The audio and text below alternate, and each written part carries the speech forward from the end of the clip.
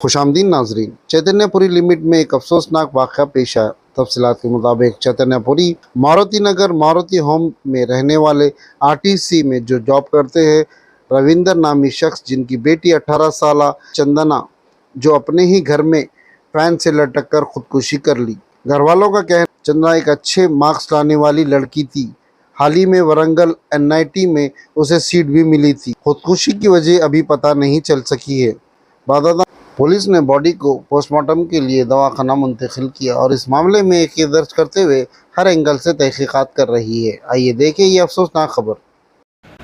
ఈరోజు 5:30 గంట ప్రాంతంలో సాయంత్రం టైంలో నాకు ఒక కంప్లైంట్ రావడం జరిగింది. రవీంద్ర అనే ఒక ఆయన కంప్లైంట్ చేసిండు. వాళ్ళ యొక్క రెండవ కూతురు లాలస చందన అనే అమ్మాయి తన ఇంట్లో ఫ్యాన్ కూరేసుకొని చనిపోయింది. ఆ అమ్మాయి రీసెంట్గా ఎన్ఐటీలో సీట్ రావడం జరిగింది. ఎన్ఐటీ వరంగల్లో వచ్చింది, సీట్ రావడం జరిగింది. ఆమె కొద్దిగా సెన్సిటివ్గా ఉన్నది.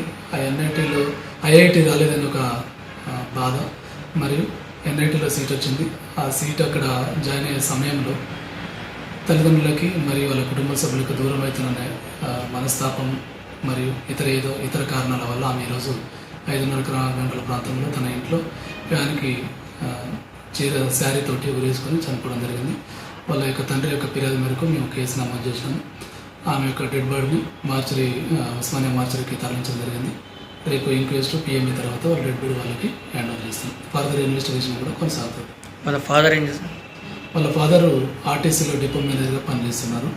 అతనికి 3 పిల్లలు. జిల్లా ఏమన్నా ఊరు మిర్యాలగూడెం దగ్గర విలేజ్ వాళ్ళు.